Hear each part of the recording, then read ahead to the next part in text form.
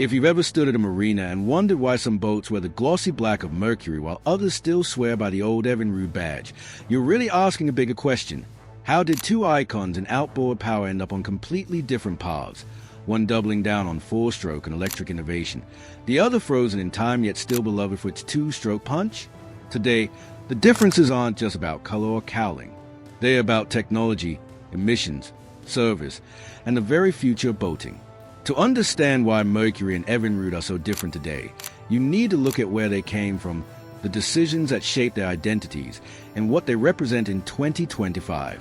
A fork in the river, the end of Evinrude outboards. For over a century, Evinrude was synonymous with outboards. From Ole Evinrude's original creation in 1907 through decades of engineering breakthroughs, the name stood proudly on transoms around the world. But in May 2020, Bombardier Recreational Products BRP, the parent company of Evinrude, made a stunning announcement. Evinrude outboards were discontinued.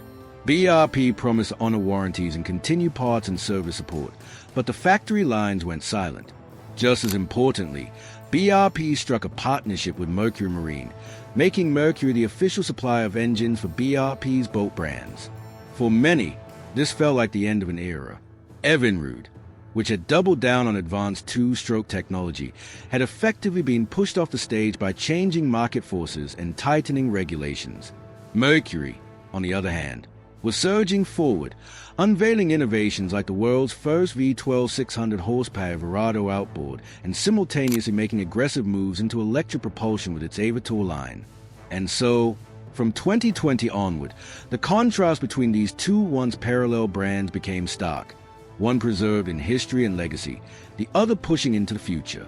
Different engineering philosophies. Evinrude, the last stand of the advanced two-stroke. Evinrude's final years revolved around its E TEC and E TEC G2 engines, direct fuel-injected two-stroke power plants that delivered impressive torque, rapid throttle response, and the kind of punch that boaters love when getting onto plane. These engines were marketed heavily on their low-maintenance schedules, in some cases 5 years or 500 hours without a dealer visit, and their strong power-to-weight ratios. Two-stroke technology had always been lighter and more compact compared to four-stroke. The E TEC G2 engines also had bold styling, integrated power steering on some models, and a reputation for simple winterization routines. To many anglers and performance boaters, they were dream machines. But despite meeting emission standards, Evinrude was fighting a market that had already shifted. Most buyers had come to trust and expect the smoothness, fuel economy, and regulatory friendliness of four-stroke engines. By betting everything on two-stroke direct injection, Evinrude put itself at odds with the momentum of the industry. Mercury, four strokes, then beyond. Mercury took the opposite approach. By the late 2010s, it had retired its Optimax two-stroke line and gone all in on four-stroke engines. The decision proved wise. Four strokes deliver the kind of quiet running, low emissions, and broad regulatory compliance that the modern market demanded.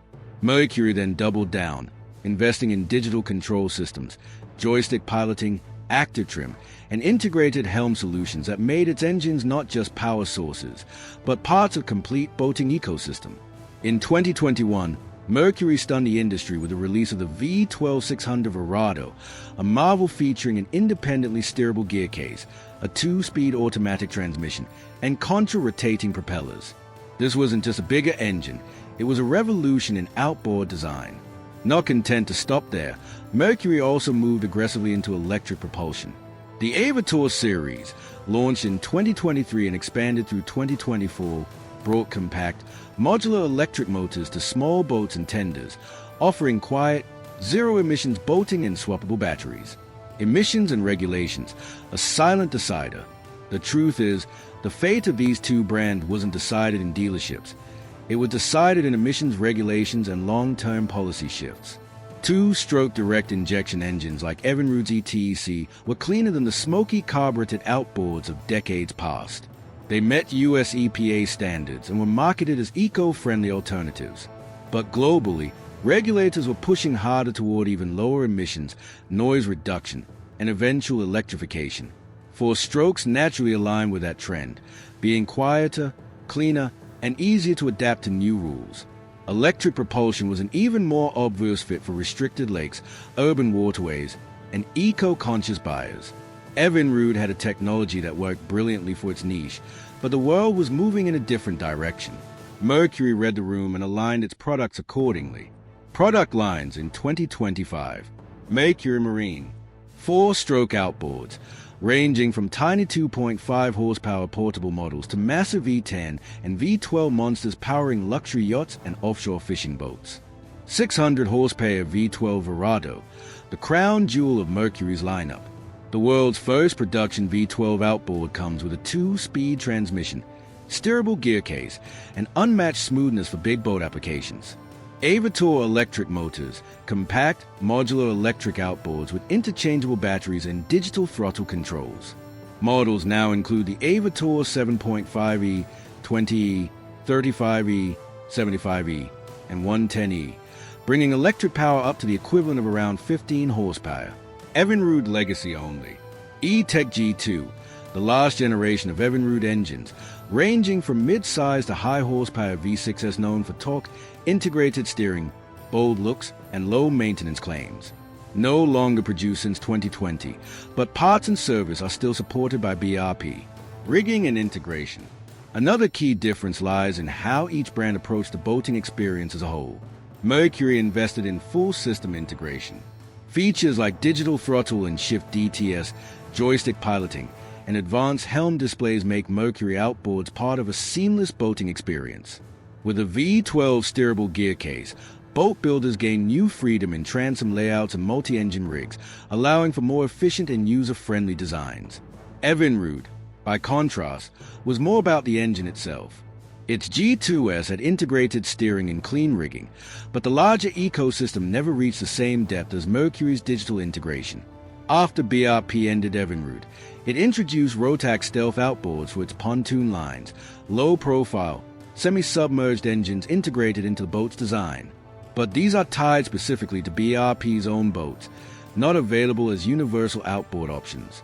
Ownership experience. Evinrude owner's legacy. If you own or buy used Evinrude G2, you'll enjoy powerful 2-stroke performance and unique features like automatic winterization. Maintenance is minimal compared to 4-strokes. No oil changes, just oil refills. The challenge is resale value and long-term support. Parts are still available and BRP honors warranties, but availability can vary depending on your dealer network. Performance in the real world. Big offshore boats. Mercury's V12 dominates here. Nothing in Evinrude's discontinued lineup can compete with its 2-speed gearbox and steerable gear case. Mid-range fishing and family boats, Mercury's Pro XS and Verado lines offer refined, efficient power with broad dealer support. Used Evinrude G2S can still be great here, especially if you value torque and a lighter weight feel. Quiet waters and small boats, Mercury's Avator series is a clear winner, bringing electric boating to more people every year.